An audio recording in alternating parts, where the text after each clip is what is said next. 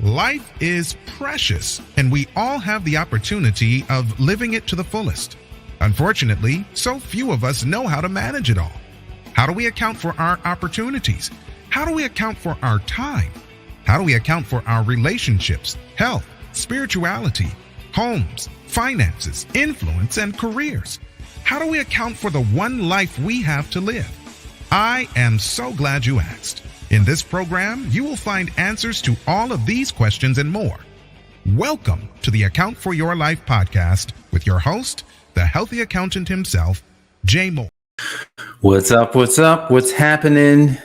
What's going on? Day 4 of the test. And this is Jay Moore, the healthy accountant, helping you to account for your life. And so just wanted to jump on here, not spend a whole bunch of time. But I do have a question. I do have a question that just kind of came to me, or is it a statement? It's probably more of a question. And it's kind of like, how do you get what you want? How does someone get what they want? This is a question that I'm sitting here grappling with, because when I think about getting what you want, do you get what you want because you want it? Or do you get what you want because you deserve it? Do you get what you want because you want it? Or do you get what you want because you deserve it? That's an interesting thing, because a lot of times, think about it. Think about what you want today. Think about what you want.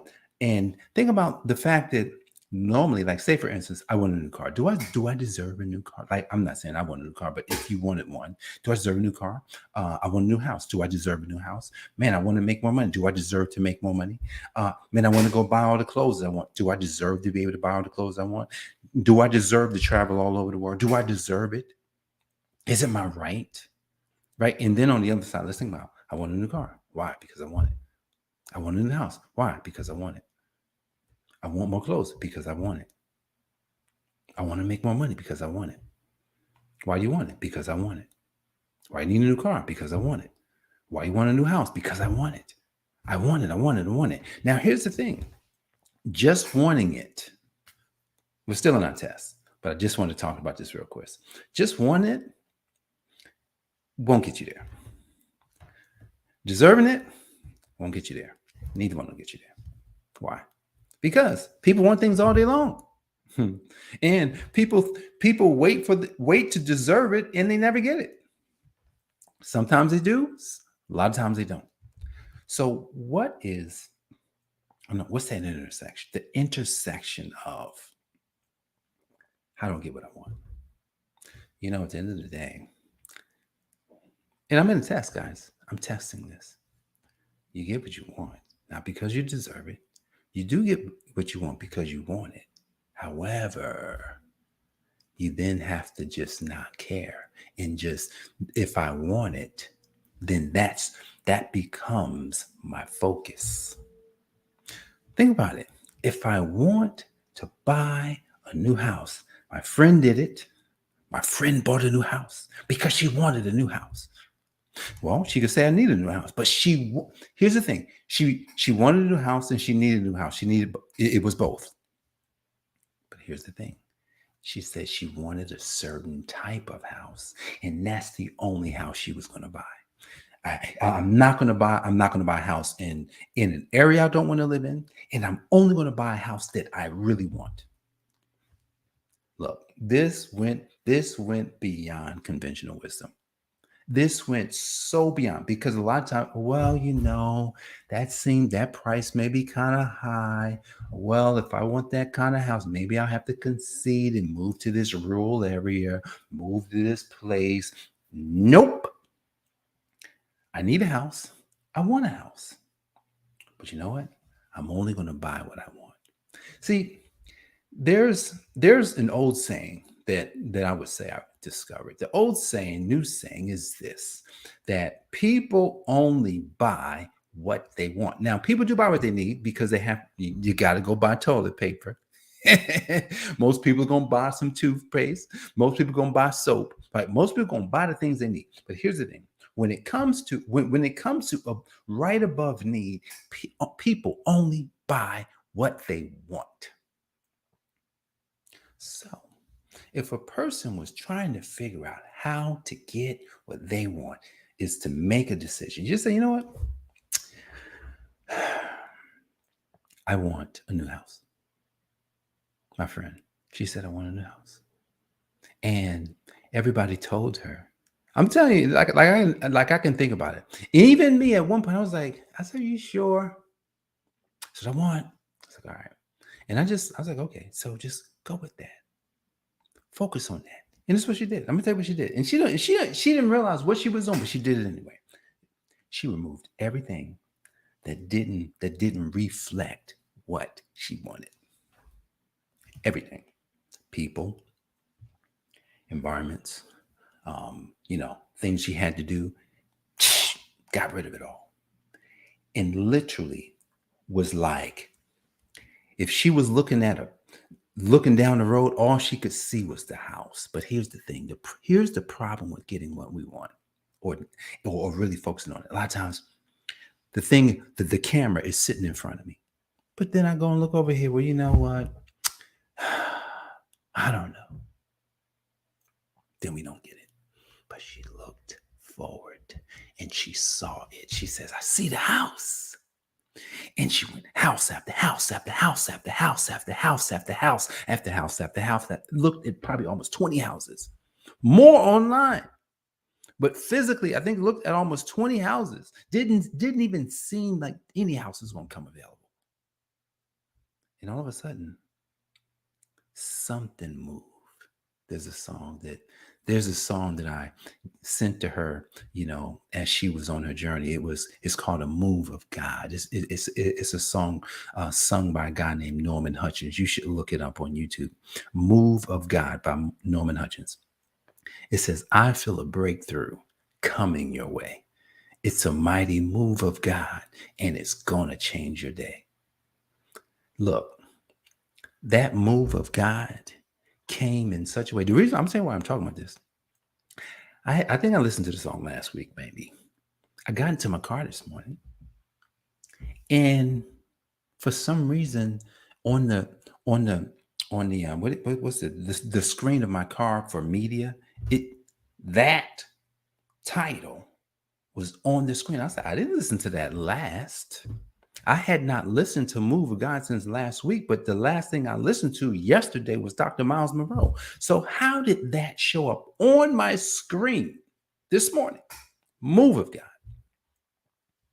All right, we're on test day number 4. Here's where we're going today. Here's where we're going. Something always moves. Something moved yesterday. So the point of what I'm talking about today is something moved yesterday. It got out of the way. And when I saw it, I said, that's interesting. It moved. Wow. What's coming? That's the same thing that happened for my friend. Something moved. That should have been there. And then all of a sudden it went from in front to, you know what, we're going to move this over here. And literally for my friend, it went from here to there. And yesterday, something went from here to there. And when I saw it, I says, that's a move of God right there. But here's the thing. Sometimes the move of God, you get a little nervous still because you're like, man, is that really going to happen? This is where we end today. Remember, it's the test. So in the test, you say, well, what if it actually does happen? What if it does? How would I feel about that? How would I feel about the thing that I want? How would I feel about it? See, changing our thoughts and changing our mind and changing what's been programmed in us. Remember, guys, we have been programmed to be negative. Yes, we have. We've been programmed to be negative. So as I'm on this journey, I started a journey on Sunday. I said I was going to do a test. I'm actually talking a little bit more than I would have normally, but because I saw a move, I wanted to let you know that something happened yesterday that's taking us to the move. So Sunday, we said we're going to do a test. For those of you that may have missed Sunday. So we're going to do a test. Here's what we're testing. We are testing the I amness of who God said that we are. That's what we're testing. And it's not that we're testing God. We're not doing that. What we're testing is our ability to say who we are in the present tense. I am a supernatural transformational leader. That's me. That's why you're here. Because I am a magnet. I am a magnet of large sums of money. I am a magnet to attract people to actually transform their life. That's me. And because I'm believing and knowing who God said this, not me, because that's God's name. I'm just using his name. Now, and that's why it's important. Use his name when you say who you are. Because when you say God is that, and you're putting it on you, it's like, oh, God is like, they are finally using me. They are finally learning that you look, we read the Bible, and the Bible has some interesting things to say about things that are good. Interesting things that are good. And this is the last story, and then we're going to go. In Genesis chapter 1, the Bible says that when God did something, he said what it was. He says, this is good. This is good. And every time he said, think about when God created man, he said it was good. When he created man and woman and said that you will be fruitful and you will multiply. What does this mean? It means take what's on the inside, use my name to produce yourself. Use my name to produce yourself. Without me, you cannot produce yourself. That's why when they went away, when they actually chewed on the fruit, when they decided that they would move into something that would literally cancel the fruitfulness of their life. When they did that, it changed who they were. It changed the trajectory of their lives. So from today, when you look at the word of God and you look at Genesis chapter 1 and you say to yourself, I am fit, as Jenny said, right? Jenny says, I am fit. See, here's the thing. I've been saying I am healthy. I'm so healthy that I will do whatever it takes to be healthy.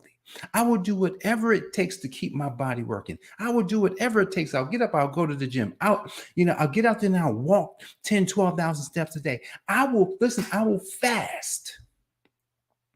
I will only eat. Look, I'm so committed. Look, maybe I'll go down to one meal a day because look, man shall not live by bread alone, but by every word that proceeds out of the mouth of God. So food is not important.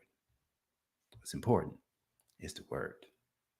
So the I amness is a part of the word that God gave us. He says, if we use his word and then put it in our mouth, here's what's going to happen for you. And that's where we're going to end this right here. He says, keep the book of the law in your mouth. Meditate on the book of the law day and night. Be careful. Be careful. This is important. This is probably the most important piece here. Be careful to do what it says.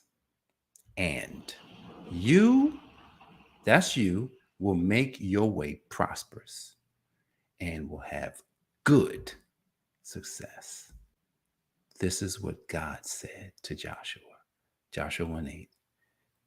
Let's live our lives today knowing that the move of God is on the way. Test day number 4. That's where we're headed. Let's go. God bless you guys. I'll see you on the next episode. Peace. Joining us, listening friends. We are so glad you invested this time with us. Always remember, you only have one life to live, so live it to the fullest. This has been the Account for Your Life podcast with your host, the healthy accountant himself, Jay Moore. Until next time, make it a great day.